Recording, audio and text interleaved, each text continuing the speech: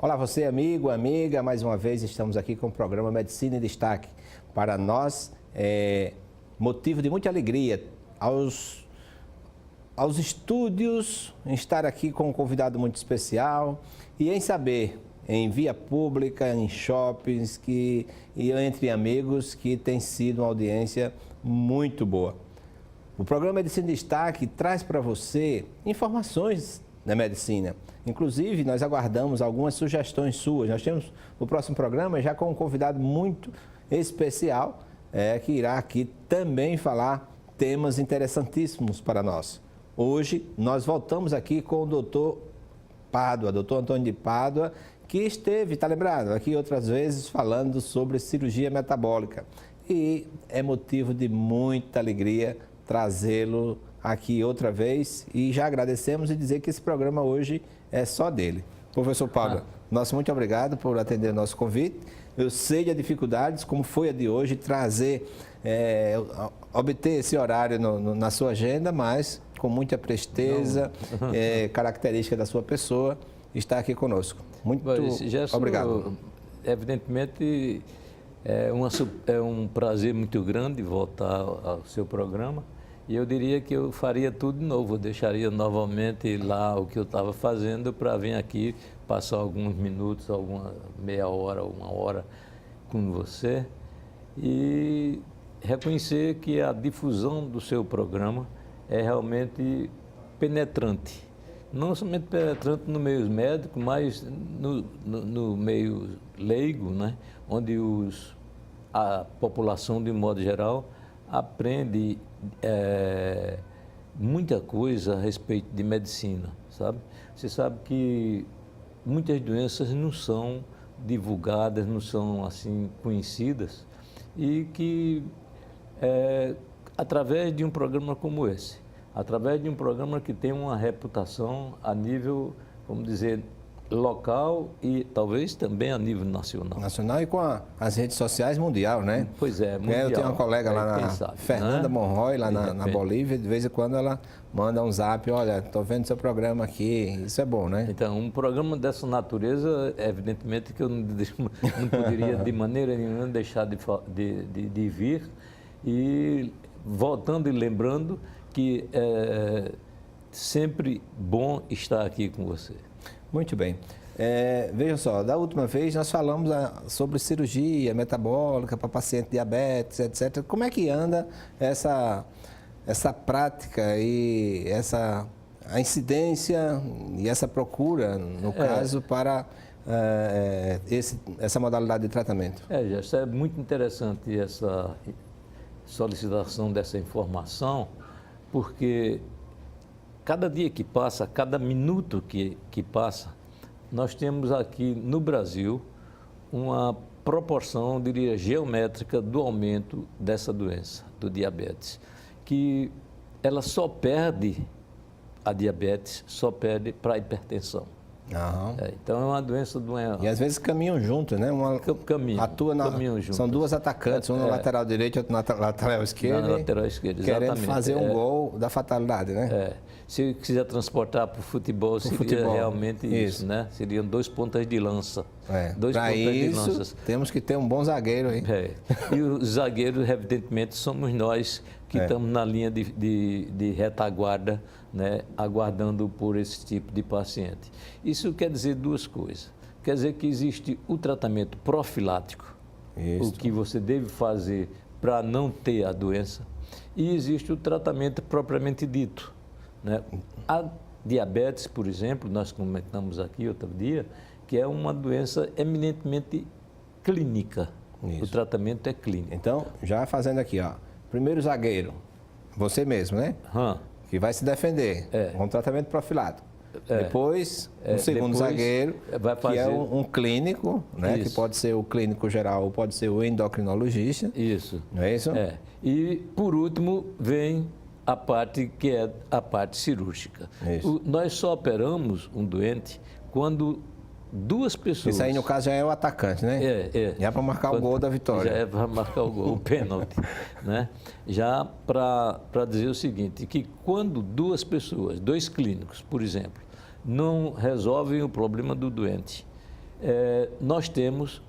ultimamente, nós temos uma arma já, vamos dizer, financiada, não, mas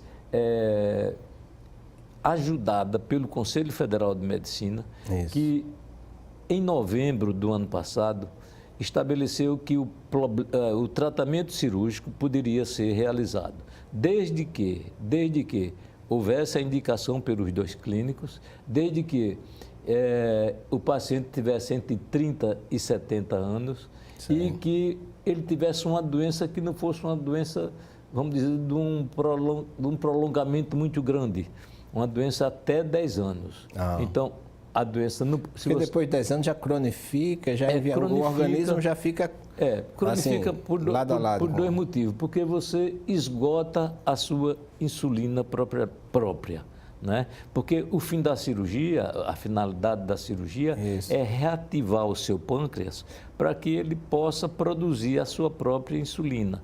E se você gastou a sua insulina completamente, evidentemente não tem mais condições de realizar o tratamento.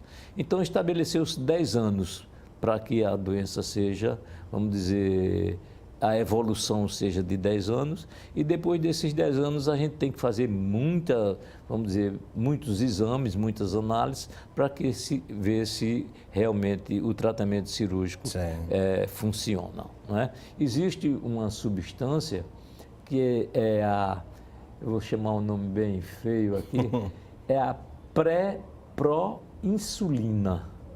Pré-pro-insulina quer dizer que é a mãe da insulina.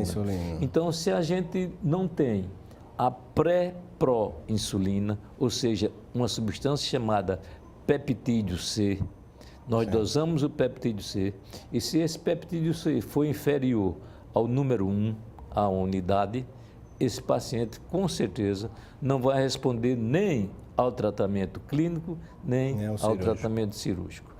Então, o gol está feito. O gol está feito.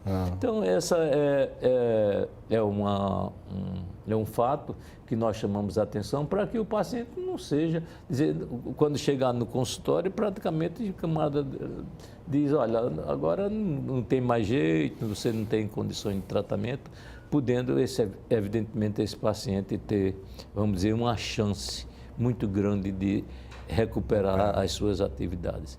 Para você ter uma ideia, aqui em Alagoas, nós temos mais de 300 mil diabéticos. 300 mil diabéticos. Número bastante significativo. Nós estamos falando em futebol, né? Vamos falar uma partida de CSA e CRB, evidentemente que o CSA ganharia se fosse jogar com o CRB. O que é que você acha? Não, eu sou regatiano. Regatiano. E eu nunca fui ao estádio de futebol para o CRB perder. Hein? Sempre vai para ganhar. Esse final de semana eu vou para ganhar e você vai testemunhar isso. Vamos estar lá juntos. Felizmente você não foi a última vez porque o CSA venceu de 1 a 0. Não estava lá. Então, você imagine aquele campo de futebol, 10 campos de futebol. A quantidade, se a gente tiver um jogo só para diabéticos, na verdade tem que ser 10 estádios Rei Pelé. Né? 10 estádios Rei Pelé cheios, superlotados, né? Para a gente ter uma ideia assim, bem concreta do número de diabéticos aqui em Alagoas. Maceió é campeão do estado, seguido de Arapiraca e de outras cidades menores. Cururipe, por exemplo, tem muito diabético. Né? Cururipe, São Luís do Quitumbe, Paulo Jacinto. São cidades pequenas. Nossas estatísticas não são muito fidedignas, né? Infelizmente, nós somos assim, pobres em estatísticas. Hoje a gente tem melhorado assim, bastante lá no IML, com algumas estatísticas, mas ainda são pobres assim, de uma forma, em termos de prevenção. Né? Esses números que você está dando, esses locais, assim, existem por conta das incidências do paciente já em fase de tratamento, né? Mas você não tem aqueles pacientes que ainda estão na vulnerabilidade, das estatísticas familiares, que o pai é diabético, a mãe é diabética, a probabilidade dele ter diabetes é muito grande. Então, nós deveríamos ter, e aí fica uma proposta, né, para o governo, de quaisquer instâncias, né, municipal, estadual e federal, para que nós possamos trabalhar em cima de prevenções. Não é? É exatamente, É exatamente isso. Porque, para você ter uma ideia, 50% das pessoas que têm diabetes não sabem que tem a doença. Sabem. Esse é o maior risco, que né? tem a doença. E se você quiser, se a gente quisesse transportar isso a nível de Brasil, nós somos igual, o número de diabetes é igual ao número de desempregados.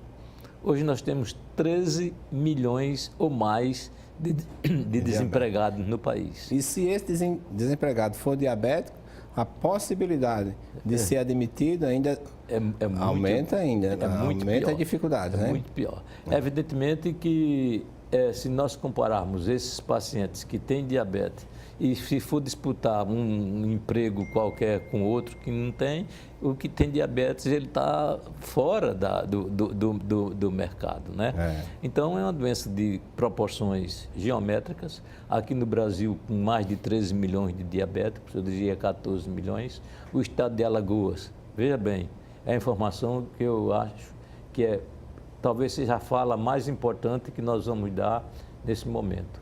Alagoas é o estado que mais se amputa no país. Já pensou? Por diabetes. Nós trouxemos aqui, em outra oportunidade, no outro programa que nós tínhamos, o Dr. Guilherme Pita. E ele falando que, por causa de R$ 10, né, não se faz uma prevenção para uma amputação. Com relação a um pequeno ferimento, a uma sandália, né, que você pode evitar. E ele fez um projeto até que teve repercussão nacional. Ele fez um projeto aqui, junto com o Conselho Regional de Medicina. O Conselho Federal de Medicina acolheu, né, ele vive dando palestras, mas, assim, o que falta é o poder público acolher projetos como estes para que nós possamos evitar esse número, esse alto índice, né, de ser campeão de amputações. E às vezes chegam até dizer, chamam um médico de Dr. Serrote ou qualquer coisa nesse estilo, porque, na verdade... Dr. Serrote? Dr. Serrote tinha porque o número de amputações, é bom que o público leigo entenda que existe aquele período que, por mais que você queira recuperar aquele membro, já não tem mais condições. Ou seja, o que deveria ter sido feito anteriormente, no início da doença, agora, quando já está na fase, poderíamos dizer, septicêmica, né? Adiantada, de gangrena. De gangrena, a única solução para salvar a vida do paciente é amputar aquele membro. E durante a cirurgia, né, se percebe já a melhora do paciente, que ele chega no estado septicêmico, ou seja, febrão, a perna gangrenada. É uma infecção generalizada. Né? E aí você faz a amputação, tira o foco da infecção, o paciente já começa a melhorar já dentro da própria cirurgia. Eu lembro de determinados fatos. Eu fui médico do interior, em São Miguel dos Campos, e nós estávamos lá nessa época e sempre amputávamos membros dos pacientes, né? Eram duas doenças que preocupavam muito a nós. Um era a xistosomose maçônica. Né? E o outro era o diabetes. O diabetes, coitado, eles não tinham informação nenhuma. Né? A alimentação no interior é a base de açúcar mesmo, é uma rapadura com farinha, chupar cana, caldo de cana com pão doce. Com pão doce de manhã na feira. Então, são fatos assim que somados vão aumentando, vai aumentando o número de pacientes. Você me faz lembrar, veio a lembrança assim, muito fiel, do Dr. Jaime Carneiro, né? Médico lá em Viçosa. Sim. Então, terminava de fazer a cirurgia, uma cesárea, aí ele fazia a prescrição para dar alta ao paciente. Aí disse, doutor, o que é que eu não posso comer? Qual a minha dieta, né? Aí ele disse, olha, não ande de avião, nem coma caviar. Ele disse, eu vou substituir a farinha, dizer que não pode comer farinha, é o único alimento que essa pessoa tem. Não é? Eu antes tenho um perfil dessa pessoa, mas eu sei que ela come uma sardinha com a farinha, com a farofa de ovo, essas coisas. Se eu tirar isso, o paciente vai ficar sem comer. Isso realmente é uma realidade problema, né? triste. É a falta de orientação. É aquele item 1 que nós começamos a falar, é a profilaxia. né? Então, você tem que ter primeiro a profilaxia e, evidentemente, evitando essas doenças, né? Todas as doenças exigem a profilaxia, né? Mas... Se falava muito também, né, a doutora Zilda Arnen falava naquele pacote da multimistura para as crianças, né? E o que é que acontece? Como eu era do Comitê de Bioética, lá da Universidade Federal, de Ética em Pesquisa, e tinha pesquisas para viabilizar projetos no sentido dessa distribuição, pesquisas para como é que estava a aceitação e etc. E tinha uma pesquisa mostrando que tinha morrido uma criança porque tinha comido essa multimistura por conta, talvez, que botam lá folhas de mandioca e casca de ovo, essas coisas todas. A gente fazia isso. E uma criança tinha morrido, talvez, por uma intoxicação, né? Não sabia a causa, mas estavam atribuindo essa multimistura. E o que acontece? Aí nós fizemos essas restrições com relação à pesquisa, dizendo que não é o fato da multimistura, sim, mas o fato de impedimento muito do uso dessa multimistura é porque nós vivemos num país onde é o celeiro do mundo e você vai ter que dar casca de ovo, folha de mandioca para alimentar as crianças. As crianças precisam de proteína, do leite, precisam da carne e assim por diante. Por que a gente tem que dar esses restos? E não é nem resto, né? Não é. Porque na natureza, por exemplo, quando a galinha come o ovo, a casca do ovo, é porque ela está com uma deficiência de cálcio, né? Então, nós temos aqui um exemplo muito interessante que é retratado na poesia do Jorge de Lima. Sim. Tão bonita a Lagoa do Mundaú, né? Ele fala, eu vi meninos pobres queriam tirar sururu, um bando deles, uns tinham 7, 8 e pareciam, uns tinham 12, 13, pareciam ter 8. E assim, Jorge de Lima retratava como aqueles meninos que iam comer lama, comer ferro. Comer barro, né? Comer barro. Ele dizia, o gosto de barro é um gosto diferente, né? E quando ele era cozido, quando ele é assado, aí que o gosto era muito melhor. Talvez quem esteja nos acompanhando acha isso um absurdo, né? Mas isso foi a realidade bem maior, mas ainda existe isso nos nossos interiores, né? Existe. Ele dizia mais ainda, e quem não sabe comer barro, não sabe tirar sururu com gosto. É o Jorge de Lima, que é poeta, nascido em União dos Palmares, uma das aqui na Serra da Barriga. Né? Mas, apesar dos pesares, né? Aqui em Alagoas tem se desenvolvido muitas pesquisas, muitos estudos, muita gente esforçada, muitos colegas que trabalham. Tanto é que no próximo mês de maio, mês das noivas. Isso, né? Mês de Maria. Mês de Maria também. Nós vamos realizar, quer dizer, eu vou tomar parte como convidado do programa que é um congresso internacional que será realizado aqui no Brasil. Eu vou pegar a minha colinha aqui para que a gente entenda. Isso é o Amaury Clemente, certo, que nos encaminhou, e ele pode, inclusive, dar uma mãozinha, divulgar isso melhor contigo. Já fica convidado, doutor Amaury, para estar aqui conosco no próximo programa, ou nos próximos, até que maio chegue. Né? Até maio chegar, né? Então, ele é um simpósio, é o terceiro simpósio internacional do trauma, né? Dia 22 a 24. Agora, imagina, os convidados. Carlos Mesquitas, de Coimbra. Sei. Vem para aqui, para Maceió.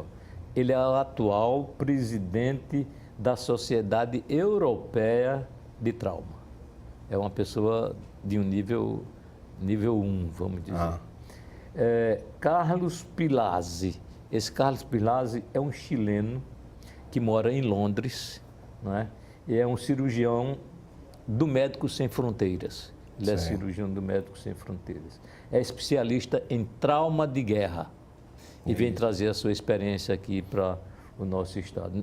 Se bem que aqui há uma calmaria total. Aqui em Alagoas, agora. às vezes a incidência que tinha de violência era que o pessoal desovava os corpos aqui, né? Agora está mais calmo. Você mais calmo com a também. sua experiência lá no... Verdade, verdade. As estatísticas estão mostrando isso, né? Os legistas estão trabalhando muito, mas agora estão transformando os seus trabalhos em arte científica, ou seja, está produzindo mais artigos científicos do que...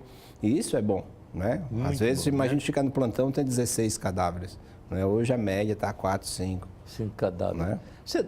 Depois nós vamos voltar a esse assunto. Ah, tá bom, vai lá. Vamos. Então, o terceiro convidado chama Cizenando Starling. Ele é um cirurgião do Hospital João 23, em Belo Horizonte. Ex-presidente da Sociedade Brasileira de Atendimento Integrado ao Trauma. Além de contar com a presença de André Guzmão, que é cirurgião de trauma do Hospital de Salvador. E nós temos uma colega, que é a Sônia Oliveira, uma colega antiga minha, sabe? Nós terminamos, acho que bem próximo um do outro. E ela é de Aracaju e vem falar também sobre emergência. E vem a parte também, a parte relacionada com o pessoal paramédico, que através da pessoa de Denison Pereira, que é enfermeiro e diretor do núcleo do ATLS, Advanced Trauma Life Support. Né? De modo que esse pessoal estará a parte aqui. da enfermagem, do suporte da enfermagem no paciente politraumático. Politraumatizado, né? Ele faz o pré-atendimento, vamos dizer. Teve uma conferência, teve um encontro desse, e eu acho que foi internacional e foi fora do país, onde uma médica da Europa foi mostrar a experiência dela. E ela deu a palestra e em seguida foi um brasileiro lá do Rio fazer a palestra. Quando fez isso, a médica desmaiou por conta a urgência que ela tinha na Europa. Era um caso, 6 meses, 1 ano. O cara mostrava assim, no meu plantão, essa semana, chegaram 15 vítimas de ferimentos por fuzis, e era por projetis de alta velocidade. Não é? E nós vamos abordar nesse evento a laparoscopia no trauma. Ótimo. É um tema polêmico, assim, onde porque tudo que é polêmico é bom de discutir, né? Então, nós vamos abordar as indicações da laparoscopia no trauma, e eu acredito que seria um grande passo, vai ser um grande passo para os que vão frequentar, evidentemente, esse curso. Né? Um evento como esse é bom que coloque uma palestra sobre aspectos éticos e jurídicos no atendimento de urgência. Porque, às vezes, o atendimento de urgência requer do profissional algumas cautelas. Ou seja, a necessidade do ato exime a solicitação do termo de consentimento do paciente. Sim. Não é? Então, fazer uma análise... Consentimento Você acha que o consentimento informado, nesse caso, você não tem condições de fazer? Dependendo da necessidade do ato. Por exemplo, uma amputação, o médico não pode chegar, mesmo que esteja com gangrena, o médico não vai amputar, tem que pedir o consentimento. Mas seria um caso eletivo, mas no caso que já... De urgência, você tem que ver todo o perfil de urgência, a respiração, frequência cardíaca, a pressão arterial. Que esteja hemodinamicamente estável. Você pode parar um pouquinho e pedir o consentimento. Né? O nível de consciência... Tem a escala de Glasgow. Glasgow, exatamente isso. Aí tem os seus responsáveis, a gente está precisando fazer isso. Teve um paciente lá de Viçosa, era uma cirurgia, ele já tinha uma necessidade de fazer uma cirurgia mais volumosa. A família disse, não precisa fazer, etc. E tal. Eu digo, vocês me escolheram para ser o representante de vocês, eu vou autorizar a cirurgia. Não é? E autorizei, o paciente sobreviveu mais uns 5 anos. Não é tranquilo. Isso daí não é? Porque às vezes a família desconhece, não é? Quando sobrevive é muito bom, né? É ruim quando o resultado é negativo. É negativo, mas quando assim... Eu era médico lá no interior, só para a gente abrir um parênteses, sempre nós ficávamos de plantão. Eu era obstetra, enfim, era cirurgião, era clínico, era ortopedista, era um eclético. E nós fomos chamados para ver uma paciente que estava gestante e que o menino estava atravessado e não nascia. E a família mandou chamar um colega nosso, o colega foi e disse, olha, tem que chamar o cirurgião, o obstetra para abrir, no caso seria eu. E o fato é que quando nós chegamos lá, o marido da mulher disse, olha, você pode levá-la, mas depois que a gente der o puxo nela. Eu falei, puxo? O que é puxo? Ele disse, não, puxo a gente amarra ela pelo subaco e puxa na linha da casa e solta ela numa gamela, 3 vezes. Solta na gamela sentada 3 vezes, a gamela com água. Gamela, você sabe, é um dispositivo de madeira que faz a lavagem para porco, para essas coisas. E, infelizmente, a mulher foi feito o puxo. O enfermeiro disse, você está vendo a voz da ciência falando? Aí eu falei, então o puxo não dá. Se a voz da ciência está falando, o puxo não dá. E o fato é que nós levamos essa paciente para o hospital contra tudo e contra todos. E terminamos operando essa paciente. Na época, o doente ficava 7 dias no hospital, uma gestação, uma cesariana, era 7 dias, 3 dias sem se levantar, ficava lá deitada, e ela teve alta, etc, etc. E o fato é que esse colega nosso, que ele era muito engraçado, ele disse, olha, agora tem regime. Ele falou, regime de quê? Ele disse, tem regime de marido e tem regime de comida. Regime de comida era clássico no interior, passava 6 meses sem comer camarão, porque era carregado essas comidas, crustáceos, de modo geral. E regime de marido é 6 meses sem você ter relações. Aí, resultado, passou o tempo, depois de 3 meses chega o marido com um capote, na época que a gente chama capote serrano. Você conheceu o capote serrano? Sim. E vai para São Paulo, tem que voltar com o capote serrano. Aí o marido disse, é o senhor que é o doutor fulano? Ele já reconheceu o camarada. Aí disse, o que há? Está vendo alguma coisa? Já ficou assombrado porque nós tínhamos feito aquela cirurgia. Disse, não, que eu venho avisar o senhor que a mulher está passando muito bem. Agora, o regime, doutor, é que está ruim. O regime é que é um problema. Não tem um jeitinho do senhor diminuir esse regime. Aí ele falou... Traga aqui para a gente rever, paciente. E foi revisto. Mas eu estou falando a propósito de consentimento informado, né? Muitas vezes você tem que tomar posições que... Não sei se você sabe muito mais do que eu, que em medicina legal, etc., essas coisas, o consentimento informado tem esse valor todo que se diz? Tem. Certo? Às vezes pode até acontecer um evento adverso, mas só a iniciativa do médico pedir o consentimento já tem assim um valor jurídico muito importante em acontecendo algum fato. Porque a paciente pode dizer bem assim, mas o senhor nunca me disse isso. Entendeu? Sei. O cara foi fazer um exéres assim, não tomou no braço, coisa pensando que era um lipoma, e na hora que abre estava aderido a um flexor, e aí ele tira e o paciente fica com defeito. E entrou na justiça e prosperou porque o médico não tinha avisado, que é a questão do dever de informar. Isso é muito importante. Mas o nosso tempo é exíguo, a gente tem uns vídeos e umas fotos aqui para mostrar. À medida que for passando, você pode ir falando e faz esse comentário. Isso aconteceu no hospital... Santa Joana. Santa Joana, lá em Recife. Lá em Recife. Nós estamos frequentando o Hospital Santa Joana no intento de estudarmos a cirurgia robótica. Olha essa aí, né? Veja essas fotos. Isso daí é um quadro de um paciente que tem obesidade mórbida, né, e tem diabetes, né, em que vai ser realizada a cirurgia robótica. Esse abdômen dele está muito distendido, se ele quiser voltar um pouquinho, está muito distendido porque nós já fazemos aí o que nós chamamos pneumoperitônio, já introduzimos ar na cavidade. E quando nós introduzimos ar na cavidade, nós aumentamos o espaço e faz com que os instrumentos trabalhem, passeiem dentro da cavidade abdominal. Fica mais fácil, né? Que ar é que é introduzido? CO2. Gás carbônico. Então, gás, CO2. Muito bem. Próximo. Isso daí são os braços robóticos, né? O robô tem 4 braços. Olha aí. Olha, são 4 braços aí. Aí dá a impressão que tem mais, mas na verdade você está vendo escrito lá, tem o 3, tem o 2, tem o 4 e tem o 1, número 1. Aquele último de lá é o número 1. Então, um dos braços é para segurar a óptica. E esses outros 3 braços seguram pinças. específicas, né?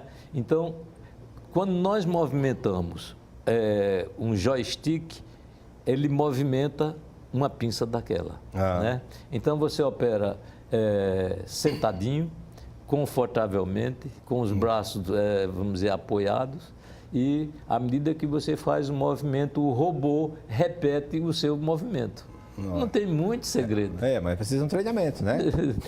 E esse aí também? Esse daí é onde vai ser colocado, isso é um dos braços, um close de um dos braços. Aí onde você está vendo esses pontinhos aí, isso vai ser fixado uma pinça. E essa pinça é que vai obedecer ao seu comando. Você vai fazer o movimento, é um movimento manual, digital, eu diria, tá? E ele vai, à medida que você vai fazendo o movimento digital, olha lá, movimento digital.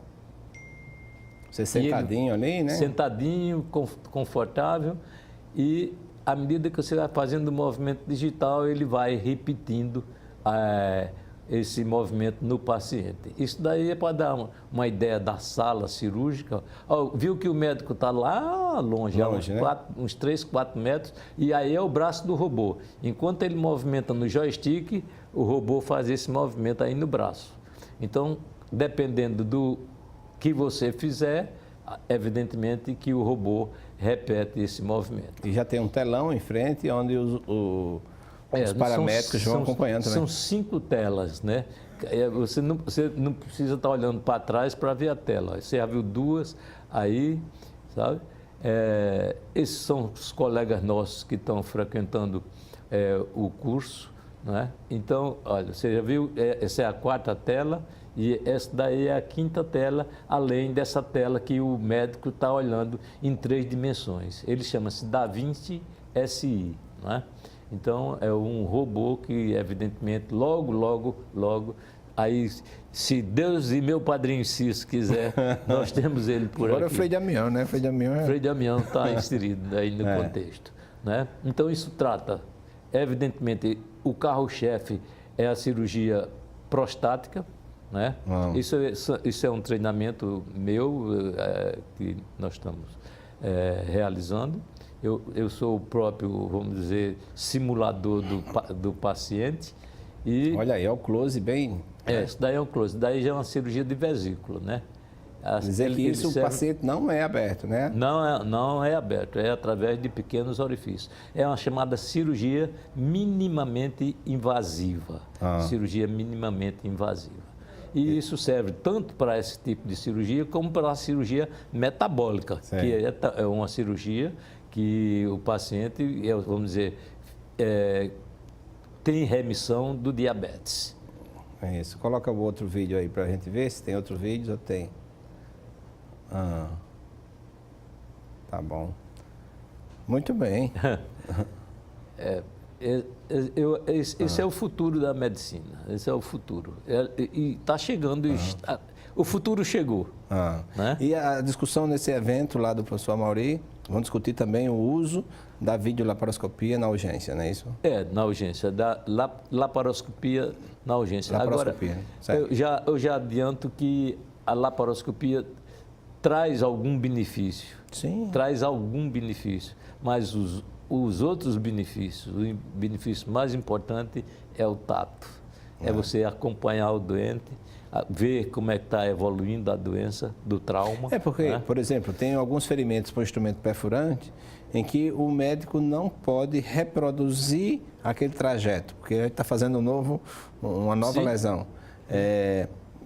Também você não tem só acompanhamento clínico, né? Só acompanhamento porque clínico. Inicialmente, uma ultrassonografia, o líquido pode ser confundido com o próprio líquido peritoneal, né? O que o hospital deve ter, assim, de primeira, é a ultrassonografia. É o FAST, né? Que chama, é o exame que você faz na cabeceira. Não precisa ser especialista, o médico, o cirurgião, com, vamos dizer, 20, 30 treinamentos, ele já está apto a fazer o diagnóstico. Se tiver líquido livre na cavidade abdominal, evidentemente tem alguma lesão de algum órgão parenquimatoso, algum órgão sólido, né? E é um exame que eu acredito que aqui em Maceió nós temos já fazendo. Eu não frequento o hospital de pronto-socorro, mas eu sei de ouvir dizer que já tem esse... o ultrassom assim, de urgência tem. Nós no IML já temos um scanner, né? No scanner. Passa lá o cadáver e você já detecta onde o projetil está. Imagina, o indivíduo levou 5 tiros, né? Nenhum foi transfixante. E você tem que recuperar esses 5 projéteis. Como? Vai ter que cortar o cadáver todo para sair buscando. Agora não, você passa o scanner e você já sabe onde é que... Escaneia onde está o projetil. Muito interessante. Tem que evoluir. É uma discussão muito acirrada esses últimos dias com a resolução do Conselho Federal, acho que é 22, 27 desse ano, onde tratava sobre a telemedicina. Não é? Então, houveram algumas discussões sobre, achando que o mercado empresarial vai tomar muito espaço de médicos utilizando isso. Por exemplo, uma cirurgia dessa você pode fazer em Recife e o paciente aqui em Maceió, né? A gente tem que ter cuidado com o delay, com o atraso, né? Tem um atrasozinho, porque se você estiver operando e não for sincronizado com a cirurgia ao mesmo tempo, você pode ter um sangramento e você só vê o sangramento tempo depois. Né? Tempo depois. Então, o delay não pode haver, esse o atraso, né? Mas é bom dizer que para uma cirurgia dessa tem que ter um profissional ali já pronto para a intercorrência. Realizar tem que estar mais seguro aí. Exatamente. E você, como é que está esse treinamento lá? Quanto tempo vai demorar? Eu fiz um treinamento em São Paulo há 3 anos, né? Passei já uns 6 meses por lá com os outros colegas frequentando, porque nós tínhamos a ideia de trazer o robô aqui para Maceió. Eu acho que eu falei sobre isso contigo. Mas infelizmente o robô não pôde vir, foi para o Rio Grande do Sul. Hein? É dinheiro, diga aí. Não foi falta de dinheiro. O robô, o Ministério da Saúde ia contemplar o estado de Alagoas com isso. Mas é preciso que tenha 10 médicos que atuem. E na época eu acho que não estavam se acreditando muito que a medicina ia caminhar pela robótica. Né? De modo que não houve médico suficiente, mas agora, atualmente o médico está consciente de que se não houver a cirurgia robótica, se ele não operar for o cirurgião e não foi operar por via robótica, evidentemente ele não está no mercado cirúrgico. Eu tive a minha irmã, ela foi operada lá em Recife com a cirurgia robótica, né? Meu sobrinho é cirurgião pediátrico lá e conhece muito pessoal e levou 100%, está em casa. Tranquilo, a recuperação é extraordinária. Extraordinária, a recuperação. Isso é muito bom. Nós temos uma visão em 3 dimensões, Gerson. É uma coisa que é digno assim, de admiração, até por quem não conhece, né? Você vê o que está atrás, o braço do robô, a gente tem 4 movimentos na mão, ele tem 8. Então ele pode pegar um fio do nó, pode pegar para cima, para baixo, para trás, pode dar um ponto de baixo para cima, de cima para baixo. Então é o que chama 4, né? A geração 4, né? A primeira geração seria a geração antiga, né? A segunda geração, a primeira da cirurgia tradicional, a segunda a laparoscópica, a terceira a robótica e a quarta é a que vem aí, que é da telemedicina, né? Isso, a telemedicina. Isso, vamos contar isso em evoluções como as marés, né? Primeira maré, segunda terceira, maré, quarta maré. E nós que estivemos agora em Dubai, a gente viu a evolução lá, o pessoal já num nível bem... E tem propostas extraordinárias para a medicina. Foi passado um vídeo lá, não deu tempo a gente acompanhar tudo, mas mostrando de uma reconstituição de um membro, assim, através de uma prótese, de uma órtese. De imediato. Desenha a altura, o próprio computador faz isso, a pessoa abre a porta, o material já está pronto na outra sala. E isso é a ciência, né? Eu estou contando, nós estamos conversando, nós temos formado, vamos dizer, nesse século, no século passado, né? Isso já, o que nós aprendemos em faculdade já foi. Já foi. Né? Você tem que acompanhar agora o dia a dia, evidentemente. Não tem como voltar. Isso, e assim, o papel, o conselho Regional de Medicina, o nosso presidente acolheu, o doutor Fernando Pedrosa, esteve aqui há pouco tempo, acolheu o projeto que nasceu aqui também de educação continuada. O Emanuel capitaneou isso e hoje ele avalia todos esses centros, né, quais são as condições mínimas para o atendimento médico. E hoje o Conselho Regional de Medicina gasta uma fortuna, né, com educação, levando o médico da capital para os interiores, falando sobre o pé diabético, falando de documentos médicos legais. Importante demais. Não é? Isso é muito importante. Né? Leva pneumologistas, pediatras, e isso o nosso conselho assim, tem assumido esse compromisso. Há uma verba disponibilizada pelo Conselho Federal de Medicina para que os CRMs, e o CRM de Alagoas tem se destacado. Tem alguns estados no nosso país que devolvem o dinheiro para o Conselho Federal de Medicina porque não tem projetos. Pois é. Então, é mais um passo, né, que nós estamos dando aí sobre essa evolução, né? Eu acho que nós estamos numa fase espetacular agora, sabe? Quando se fala em tratamento cirúrgico do diabetes, que a pessoa ia ver o paciente depauperado, quando você vê a cirurgia do diabetes restabelecer um doente. A alegria, né? A autoestima do paciente. Você sente como quando a gente não tem uma expressão para dizer, a gente sente uma coisa, né? Sente uma coisa por dentro, né? Que restitui uma vida praticamente que estava, vamos dizer, entregue aí ao laissez-faire, deixar fazer, né? Era deixar acontecer para ver o que é que dá. E agora com esse tratamento, e eu vou me envolver até quando puder. Isso. Né? Se perguntar, você vai até quando, né? Eu não sei. Tem um poeta que a velhinha foi confessar.